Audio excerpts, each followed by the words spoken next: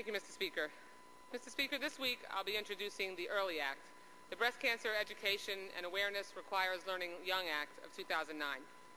The EARLY Act is designed to empower young women to learn the facts, know their bodies, speak up for their health, and embrace support. Despite the perception, young women can and do get breast cancer. More than 10,000 women under 40 are diagnosed with breast cancer every year in the United States. Although the incidence of breast cancer in young women is much lower than that of older women, young women's breast cancers are generally more aggressive, are diagnosed at a later stage, and result in lower survival rates. Additionally, certain ethnic groups, including Ashkenazi Jews and African American young women, have an increased risk of breast cancer. I became acutely aware of all of this information and more a little more than a year ago. After finding a lump in my breast while doing my routine breast self-exam in the shower, I learned a few weeks later from my doctor that I had breast cancer. Upon learning of my diagnosis and after genetic counseling, I also decided to have a blood test that would show whether I had a genetic mutation in the BRCA1 or BRCA2 gene. As a woman of Ashkenazi Jewish descent, I was in a category of at-risk populations for these gene mutations. The test results showed that I did indeed carry the BRCA2 genetic marker that suggests a greater susceptibility to breast and ovarian cancers. After careful consideration and further consultation with my doctors and my husband, I decided to have a double mastectomy and have my ovaries removed to reduce the likelihood of a recurrence of cancer. Today, with a clean bill of health and cancer-free, I plan to introduce the EARLY Act. The EARLY Act encourages young women to be familiar with the look and feel of their breasts. By knowing what feels normal, a young woman has a better chance of knowing when something feels different. The EARLY Act will also work to educate young women about changes in their body that could be warning signs of breast cancer. We want them to know that it doesn't only start with a lump.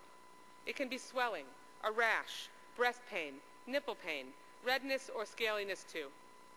The EARLY Act will encourage young women to be their own voice, to speak up for themselves, and know when they need to go to their doctor.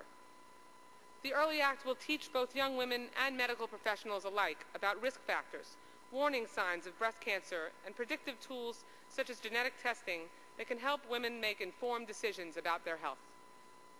It will also provide grants to organizations dedicated to supporting young women and the unique issues that we face when diagnosed with breast cancer, as well as managing and understanding their risks.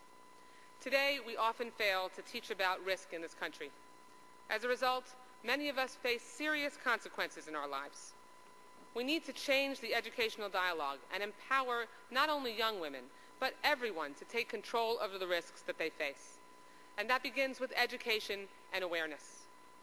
I thought I knew all of my personal risk factors for breast cancer. Because of those risk factors, I performed self-exams, went to my doctor regularly, and have been a long-time legislative advocate in the fight against breast cancer. But when I was diagnosed, I found out I had more risk factors than I was aware of. For example, I had absolutely no idea that as an Ashkenazi Jewish woman, I was 5 times more likely than the general population to have an altered BRCA1 or BRCA2 gene, or what the risks of carrying that gene entailed.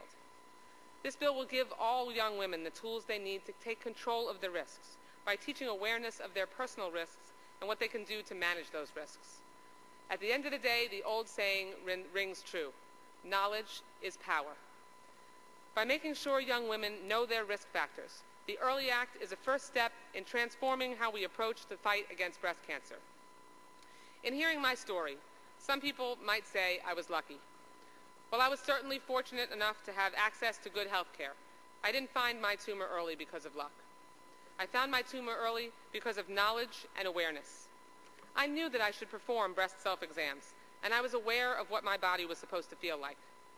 It is my hope that by sharing my story, we will pass the Breast Cancer Education and Awareness Requires Learning Young Act of 2009 into law this year, and further reduce the death rate of young women diagnosed with breast cancer. We need to ensure that every young woman in America can rely on more than just luck. Their survival depends on it. I urge my colleagues to co-sponsor this vital legislation, and I yield back the balance of my time.